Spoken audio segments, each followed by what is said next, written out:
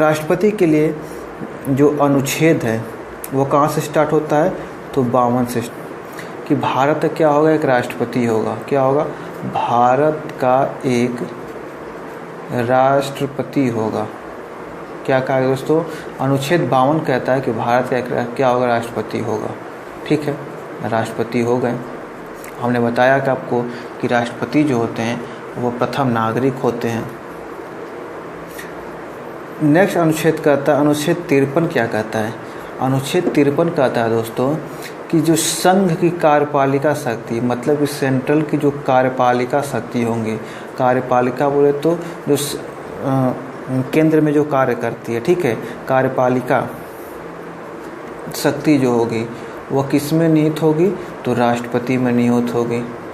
तो संघ की जो समस्त कार्यपालिका शक्ति जो होगी वह राष्ट्रपति में निहित होगी, मतलब कि राष्ट्रपति के द्वारा किया जाएगा, निहित होगी। ठीक है, इसका मतलब जो कार्यपालिका है, जो भी कार्य होता है संघ के द्वारा, जो भी कार्य मतलब केंद्र के द्वारा जो भी कार्य होगा वो राष्ट्रपति के द्वारा होगा। ये कहा जाता है कि जो कार्यपालिका शक्ति जो होता है संघ की वह राष्ट्रपति के में नहीं होता, मतलब कि उसके पास सारी शक्तियाँ किसके पास होती है, राष्ट्रपति के पास होती है। लेकिन वास्तविक रूप में ऐसा नहीं होता। वास्तविक रूप में इन सभी कार्यपालिका शक्ति का प्रयोग कौन करता है, तो यहाँ पे एक आते हैं प्रधानमंत्री, प्रधानमंत्री करते हैं।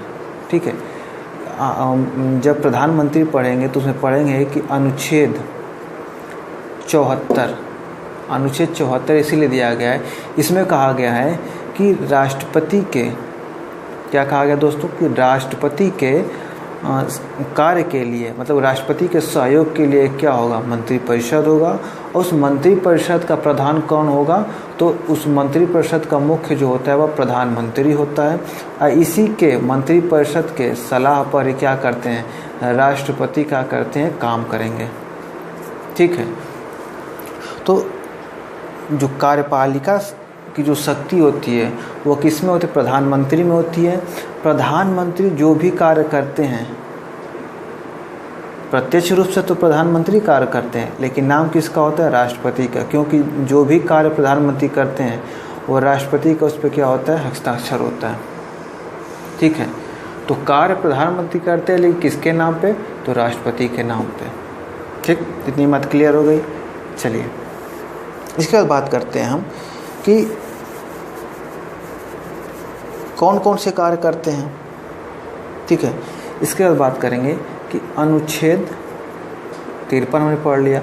अब अनुच्छेद 54, अनुच्छेद 54 क्या कहता है कि राष्ट्रपति के चुनाव के बारे में निर्णय देता है, राष्ट्रपति के चुनाव के बारे में। ठीक है, तो राष्ट्रपति के चुनाव के बारे में, तो राष्ट्रपति का चुनाव होता कैसे है।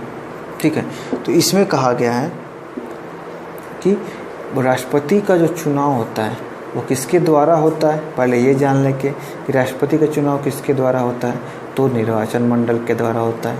हम बोलेंगे निर्वाचन मंडल के द्वारा होता है, निर्वाचन मंडल के द्वारा होता है।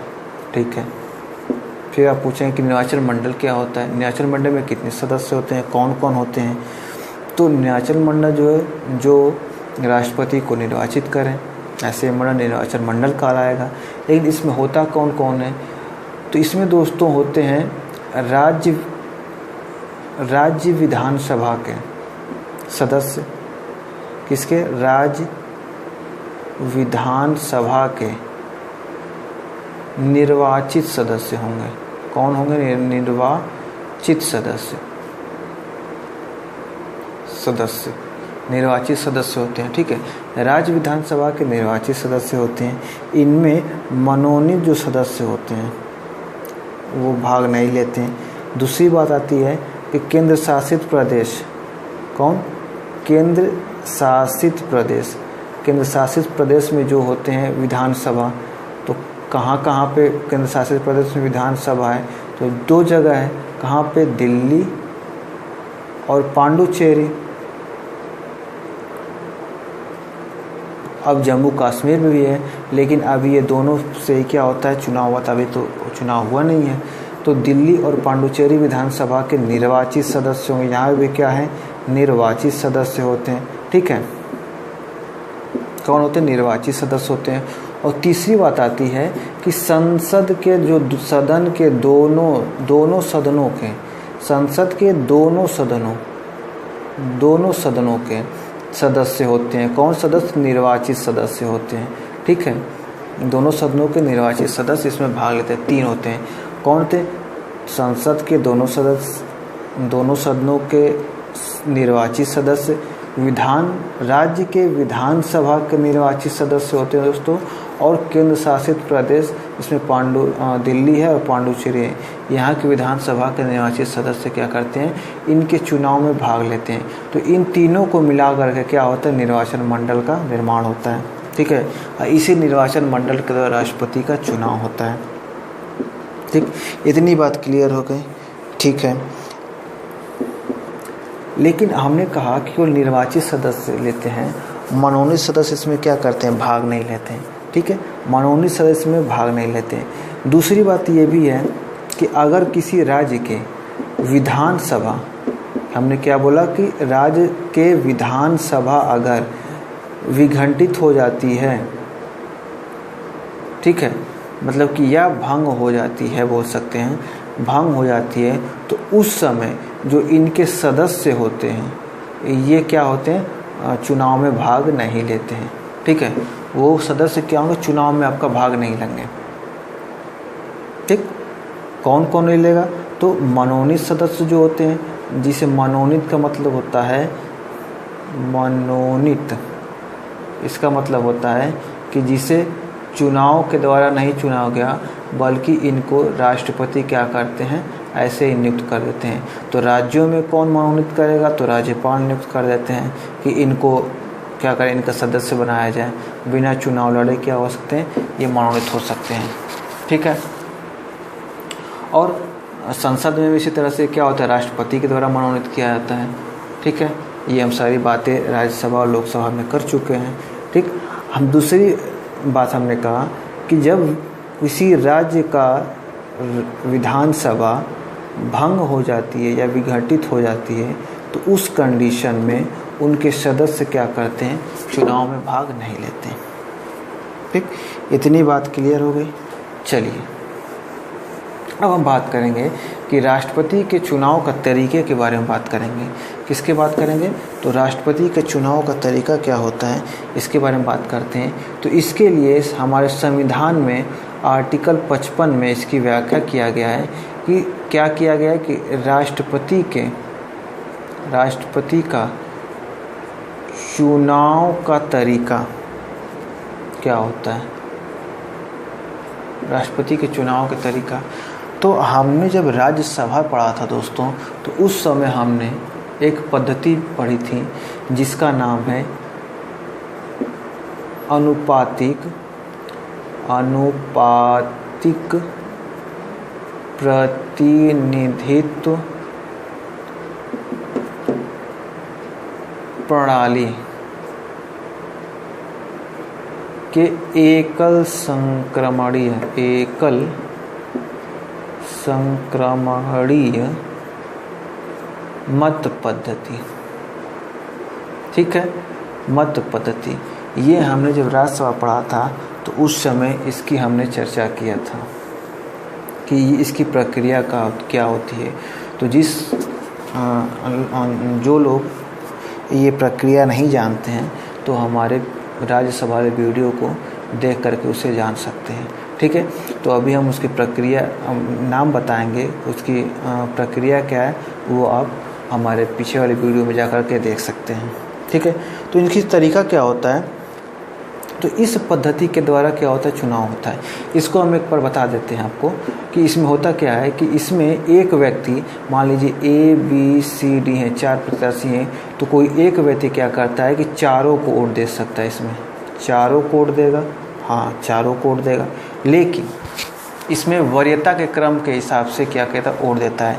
जो व्यक्ति वोट देगा उसे ये निश्चित करना पड़ेगा कि वो ए को पहला राष्ट्रपति बनाना चाहता है या बी को पहला बनाना चाहता है या सी को पहला बनाना चाहता है या डी को पहला बनाना चाहता है। ठीक है, तो इस वरीयता के क्रम में वो अपने वोट देता है। अगर ए को पहला बनाना चाहता है तो पहला ए को देगा, फिर दूसरे नंबर पे अगर बी को तो बी को देगा, अगर तीसरे नंबर को डी को चाहता है तो इसको 3 पे वोट देगा, इसको क्या करेगा चौथा तो 4 पे देगा।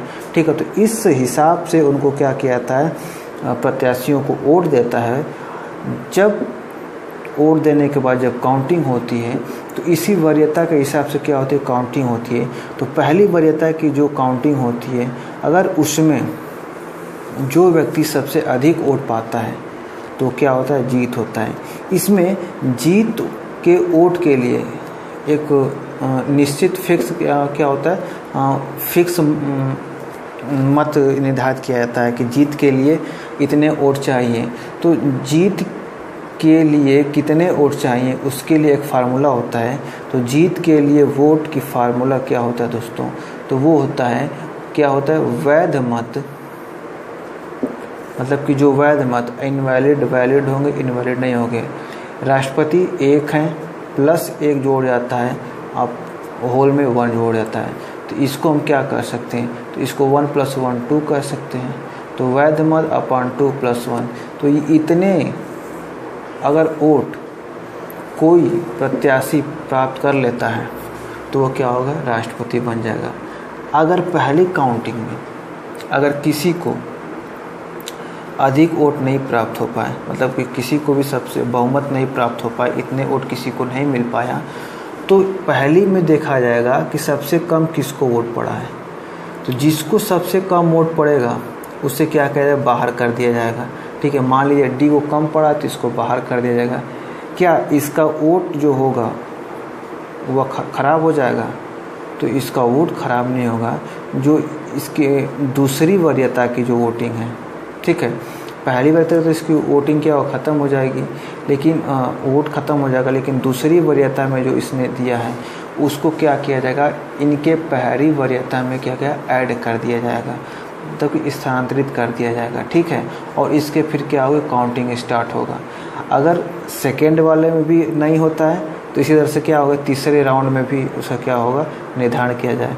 लेकिन ऐसा बहुत कम देखने को मिलता है, ज़्यादातर पहले ही काउंटिंग में क्या होता है, पहली वरीयता की काउंटिंग में राष्ट्रपति चुन लिया जाता है। ठीक है, तो ये प्रक्रिया होती है। वहाँ पे हमें राष्ट्रसभा जब पढ़ाया था तो वहाँ पे इसके बारे में हमने डिटेल से उदाहरण के साथ हमने इस पद्धति को बताया था, तो आप जा कर के वहाँ पे देख सकते हैं। ठीक है, अब बात करते हैं हम चुनाव के तरीका। हमने बता दिया कि अनुपातिक प्रतिनिधित्व पद्धति के एकल संकरीय मत पद्धति के द्वारा किया जाता है, और हमने ये भी बता दिया कि आपको जीत के लिए जो वोट होती है वह कितना होता है। ठीक, अब हम बात करते हैं कि अनुच्छेद, नेक्स्ट अनुच्छेद की अगर बात करें तो हमने 55 पढ़ लिया। अब बात आती है अनुच्छेद 56 की। तो अनुच्छेद 56 में क्या दिया गया है, तो अनुच्छेद 56 कहता है कि राष्ट्रपति का कार्यकाल, राष्ट्रपति का कार्यकाल, तो राष्ट्रपति का कार्यकाल कितना होता है, तो राष्ट्रपति का कार्यकाल 5 वर्ष का होता है। ठीक है, ये क्वेश्चन आएगा, आ सकता है, तो हमारे मन में ये क्वेश्चन आना चाहिए कि क्या राष्ट्रपति को 5 साल से पहले नहीं हटाया जा सकता। बिल्कुल हटाया जा सकता है। उसके लिए कंडीशन होता है कि राष्ट्रपति को 5 साल से पहले भी अपने पद से हट सकते हैं, या किस कंडीशन में हट सकते हैं, तो या तो वह त्याग पत्र दे दें, त्याग पत्र दे दें। ठीक है, त्याग पत्र किसको देंगे, तो उपराष्ट्रपति को त्याग पत्र देंगे। किसको देंगे, उपराष्ट्रपति को त्याग पत्र देंगे। ठीक है, या तो किसी वजह से क्या होगा, किसी वजह से वो अपने पद पर नहीं रह पाए, या उनकी मृत्यु हो गई। ठीक है, या उन पे महाभियोग चला दिया गया, महाभियोग पारित हो गया। ठीक है, तो इस कंडीशन में, इन सभी कंडीशन में राष्ट्रपति क्या होते हैं, 5 साल से पहले भी अपने पद से हट सकते हैं। ठीक है, जब वो पद से हटेंगे तो उनका पद कौन संभालता है, तो उनका पद उपराष्ट्रपति संभालेगा। इतनी बात क्लियर हो गई। जब राष्ट्रपति अपने पद से हटता है तो उसका पद उपराष्ट्रपति संभालता है। अगर उपराष्ट्रपति भी उस समय नहीं है तो कौन संभालेगा? तो chief justice of India CJI संभालेगा। और ये भी नहीं है तो इनके द्वारा जो क्या होगा, उच्च न्यायालय, उच्चतम न्यायालय का कोई वरिष्ठ न्यायाधीश होगा। कौन होगा? वरिष्ठ न्यायाधीश क्या करता है? पद संभालता है। ठीक है, वरिष्ठ न्यायाधीश पद संभालता है। तो इतनी बातें हो गई। कौन कौन? अगर राष्ट्रपति होते हैं तो राष्ट्रपति पद संभालता है, राष्ट्रपति के न रहने पर। ये अगर नहीं रहेंगे तो उपराष्ट्रपति पद संभालेगा। ठीक है, उपराष्ट्रपति पद संभालेंगे। अगर ये भी नहीं होते हैं तो chief justice of India CJI पद संभालेगा। अगर ये भी नहीं होते हैं तो सुप्रीम कोर्ट का क्या होगा? वरिष्ठ न्यायाधीश संभालेगा। ठीक है, वरिष्ठ न्यायाधीश संभालते हैं। इन कंडीशन में अगर त्याग पद देते हैं, मृत्यु होती है या महाभियोग होता है तो उस कंडीशन में उपराष्ट्रपति पद संभालता है। लेकिन इसमें कंडीशन होती है कि जब से पद खाली होगा राष्ट्रपति का, उस समय से 6 माह के अंदर क्या होता है? चुनाव कराना होता है राष्ट्रपति का। ठीक है, 6 महीने के अंदर चुनाव करके राष्ट्रपति को चुनना होता है। ठीक, इतनी बातें क्लियर हो गई। तो हम बात कर लेते हैं कि राष्ट्रपति का जो पुनः चुनाव होता है उसके लिए योग्यता क्या होती है। तो राष्ट्रपति के लिए पुनः चुनाव के लिए जो योग्यता होती है, जब राष्ट्रपति बनता है तो उसके लिए योग्यता जो होती हैं वही योग्यता यहाँ पे होती हैं। तो राष्ट्रपति चुनने के लिए योग्यता कौन कौन सी होती हैं? तो हमने अभी पढ़ा कि अनुच्छेद, हमने कौन सा पढ़ा? 56 हमने पढ़ लिया। अनुच्छेद 57 यही कहता है, अनुच्छेद 57 क्या कहता है कि पुनः राष्ट्रपति चुनने के लिए योग्यता, पुनः राष्ट्रपति चुनने के लिए योग्यता, योग्यता क्या होनी चाहिए? पुनः अगर राष्ट्रपति को चुना तो योग्यता क्या होनी चाहिए? तो पहले हम बात कर लेते हैं कि अनुच्छेद 58 की बात कर लेते हैं कि जो योग्यता अनुच्छेद 58 में चाहिए राष्ट्रपति बनने के लिए, वही योग्यता क्या होनी चाहिए? वो फिर से पुनः राष्ट्रपति चुनाव के लिए होनी चाहिए। तो इसमें क्या होती है? पहला वो कंडीशन होता है, तो 58 क्या है कि राष्ट्रपति चुनाव के लिए योग्यता, ठीक है। राष्ट्रपति चुनाव की योग्यता कौन सी होनी चाहिए? तो पहले जो दोस्तों योग्यता होती है कि पहले तो हम सभी जानते हैं कि भारत का नागरिक होगा तभी होगा, भारत का नागरिक होना चाहिए, ठीक, विदेश का नागरिक नहीं होना चाहिए। कोई ऐसा व्यक्ति नहीं बन सकता जो कि भारत का नागरिक ना हो, तो ऐसा व्यक्ति राष्ट्रपति के पद के लिए अप्लाई नहीं कर सकता। दूसरी बात कंडीशन आती है इसके लिए कि कम से कम 35 वर्ष पूरा कर चुका हो, 35 वर्ष की आयु पूरा कर चुका हो, तो ऐसा व्यक्ति क्या होगा? राष्ट्रपति बन सकता है। तीसरी बात आती है कि लोकसभा, क्या हमने क्या कि तीसरी बात क्या आती है कि अगर लोकसभा का सदस्य बनने योग्य हो, लोकसभा का सदस्य अगर बनने योग्य होता है तो ऐसा व्यक्ति भी राष्ट्रपति का चुनाव लड़ सकता है। चौथी बात आती है कि वो किसी भी सरकारी पद पर, कोई भी सरकारी पद का लाभार्थी ना हो, ठीक है, कोई भी सरकारी पद का लाभार्थी अगर नहीं होता है तो ऐसा व्यक्ति चुनाव लड़ सकता है, ठीक। तो ये हमारी होती है राष्ट्रपति के लिए, ये योग्यता होगी है। अगर आपके पास अगर ये सारी योग्यता हैं तो आप भी राष्ट्रपति के चुनाव के लिए खड़े हो सकते हैं, ठीक है। कौन कौन सा हमने बताया? तो भारत का नागरिक होना चाहिए, उसकी आयु कम से कम 35 वर्ष होनी चाहिए। तीसरी बात आती है कि लोकसभा का सदस्य बनने योग्य होना चाहिए, और चौथी बात आती है कि सरकार का पद लाभार्थी हो, मतलब कि कोई भी सरकार पद पर लाभार्थी नहीं होना चाहिए, ठीक है। इसके अलावा ये भी कुछ शर्तें होती हैं कि उसे 50 प्रस्तावक और 50 अनुमोदक होने चाहिए। मोदक, अब ये क्या है प्रस्तावक? तो प्रस्तावक हम जानते हैं कि अगर कोई व्यक्ति हमारे लिए, मान लीजिए हमें राष्ट्रपति का चुनाव लड़ना है, तो अगर 50 व्यक्ति हमारे लिए प्रस्ताव लेकर गए, जहाँ पे ये सभी योग्यताएं देना, वहाँ पे 50 व्यक्ति क्या हो गए, प्रस्ताव लेकर गए कि इनको राष्ट्रपति बनाया जाए, ठीक है। और 50 व्यक्ति समर्थक भी हों, ठीक है। 50 व्यक्ति हों तो प्रस्ताव ले गए, इस प्रस्ताव को 50 व्यक्ति क्या करें, समर्थन दें, मतलब कुल 100 व्यक्ति हो गए। तो 50 व्यक्ति प्रस्ताव ले गए और 50 व्यक्ति समर्थन दिए, तो इस कंडीशन में क्या होता है, राष्ट्रपति के लिए हम क्या कर सकते हैं, अप्लाई कर सकते हैं। दूसरी बात आती है कि इसके लिए जो जमानत राशि होती है वह कितनी होती है, तो 15,000 रुपये क्या करना होता है, जमा करना होता है जमानत राशि के रूप में। अगर इसमें कंडीशन होती है कि अगर कुल मत जितने राष्ट्रपति को वोट पड़े, ठीक है, टोटल जो मत पड़ा है, अगर इस टोटल मत का 1/6 भाग, मतलब 1/6 भाग अगर मत प्राप्त नहीं होता है, तो ये जो 15,000 है आपका, ये जब्त हो जाएगा, ठीक है, प्राप्त नहीं, दिया नहीं जाएगा, ठीक है। अगर आपने कुल मत का 1/6 भाग मत नहीं प्राप्त कर पाए, तो आपकी जमात राशि क्या होती है, जब्त हो जाती है। ये 15,000 रुपये पहले कितना था, तो पहले 1997 से पहले अगर देखा जाए तो ये जमानत राशि कितनी थी, तो 2500 रुपये थी। कितनी थी दोस्तों, 2500 रुपये थी।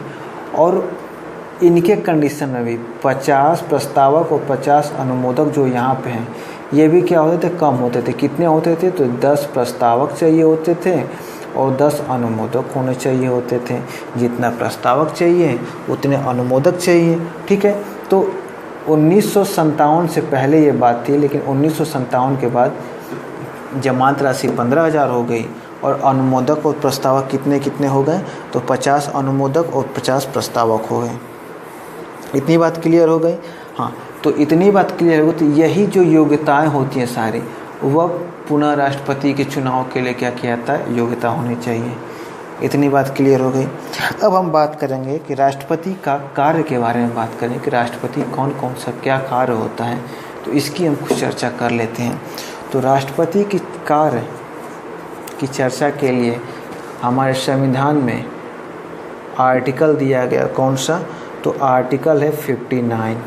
कौन सा आर्टिकल है दोस्तों, 59। 59वां आर्टिकल जो है वह राष्ट्रपति का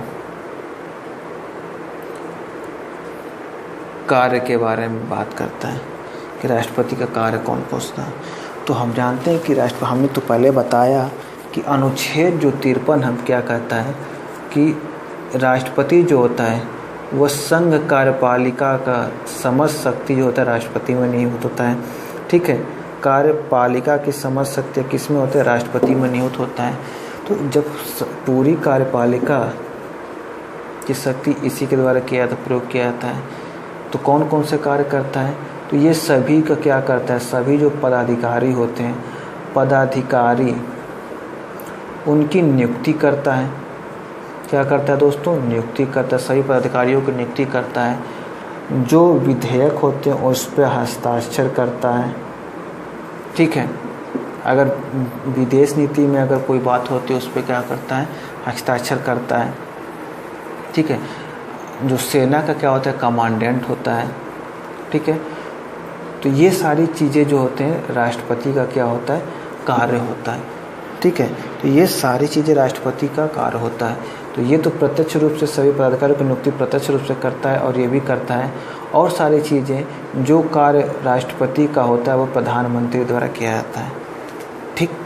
किसके नाम पे, तो राष्ट्रपति के नाम पे। तो इनकी हम शक्तियों के बारे में डिटेल में चर्चा करेंगे, कौन कौन सी शक्ति होती हैं। अब नाम अभी बता देते हैं कि कौन कौन शक्ति होती है इनके पास। तो कौन कौन सी होती हैं, तो विधायिका शक्ति होती हैं। अब इसमें क्या होती है हम आगे पढ़ेंगे। फिर कौन सी होती हैं, तो कार्यपालिका शक्ति होती हैं। फिर कौन सी शक्ति होती है इनके पास, तो वित्तीय शक्ति होती है, वित्तीय शक्ति होती है, ठीक है। फिर कौन सी शक्ति होती है इनके पास, तो बात कर सकते हैं सैन्य शक्ति होती है, ठीक है, सैन्य शक्ति होती है। फिर कौन सी शक्ति अगली शक्ति होती है, तो आपातकालीन शक्ति होती है, आपातकालीन शक्ति होती है। फिर कौन सी शक्ति होती है, तो क्षमादान करने की शक्ति होती है, ठीक है। फिर कौन सी शक्ति होती है, तो अध्यादेश जारी करने की शक्ति होती है। तो ये सारी चीज़ें शक्तियाँ जो होती है राष्ट्रपति के द्वारा होती हैं, और राष्ट्रपति इन सभी को क्या करते हैं, कार्य करता है, इन सब का क्या करता है, काम करता है इन सभी चीज़ों में, ठीक है। तो राष्ट्रपति के कार्य के लिए जो अनुच्छेद दिया गया वह 59 है, 59 है। अब राष्ट्रपति का चुनाव भी हो गया। अब राष्ट्रपति पद पे बैठेंगे, तो पद पे कैसे बैठेंगे, तो पद पे बैठने के लिए क्या किया जाता है, शपथ ग्रहण कराया जाता है। तो अगला जो होगा आपका राष्ट्रपति का जो शपथ की बात किया गया है, तो हमारे संविधान के 60वां जो अनुच्छेद है उसमें राष्ट्रपति का शपथ के बारे में बात किया गया, राष्ट्रपति के शपथ के बारे में बात किया गया है, ठीक है। कौन सा है, तो अनुच्छेद 60। अनुच्छेद 60 क्या कहता है, तो राष्ट्रपति के शपथ के बारे में बात करता है कि राष्ट्रपति का शपथ ग्रहण है। तो राष्ट्रपति का शपथ कौन दिलाता है, सबकी शपथ तो राष्ट्रपति दिलाते हैं, सबकी नियुक्ति राष्ट्रपति करते हैं, लेकिन राष्ट्रपति का शपथ कौन दिलाता है, तो दोस्तों राष्ट्रपति का जो शपथ होता है वह हमारे सुप्रीम कोर्ट के मुख्य न्यायाधीश द्वारा दिया जाता है, जिसे हम चीफ जस्टिस ऑफ इंडिया कहते हैं। उनके द्वारा राष्ट्रपति का क्या क्या शपथ दिलाया जाता है। अगर राष्ट्रपति ये CJI अगर नहीं है, तो इनके द्वारा सुप्रीम कोर्ट के किसी वरिष्ठ न्यायाधीश के द्वारा राष्ट्रपति का शपथ दिलाया जाता है, ठीक है। कौन करता है, वरिष्ठ न्यायाधीश द्वारा राष्ट्रपति का शपथ दिलाया जाता है, ठीक है। अब ये बात कर लेते हैं कि इनके पद के लिए कुछ शर्तें होती हैं, वो शर्तें क्या हैं, पद के लिए शर्तें क्या हैं।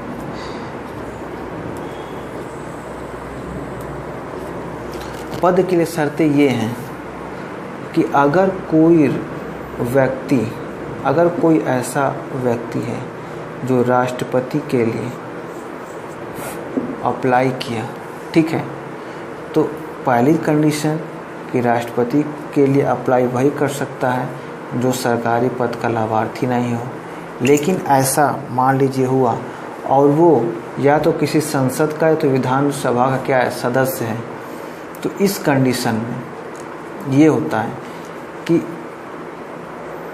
चुनाव हुआ, चुनाव जीत भी गया, लेकिन अगर पता चलता है तो उसे पहले शपथ ग्रहण से पहले उसे सदस्यता क्या होगी, समाप्त करनी होगी। अपनी सदस्यता जो संसद के संसद के लोकसभा या राज्यसभा में अगर कोई सदस्यता प्राप्त किया तो पहले उसे त्यागना पड़ेगा, या विधानसभा का सदस्य हो तो उसे भी क्या करना पड़ेगा, छोड़ना पड़ेगा। ये पहली शर्त है। दूसरी शर्त होती है कि जब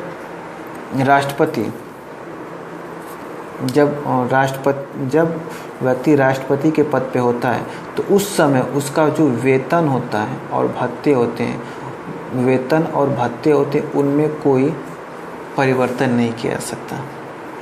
हम बात करते हैं दोस्तों कि करंट पहले जो राष्ट्रपति का वेतन था वह 1.05 मतलब कि 1.5 लाख करीब था मंथली, ठीक है, लेकिन वर्तमान में कितना है तो 5.08 लाख है।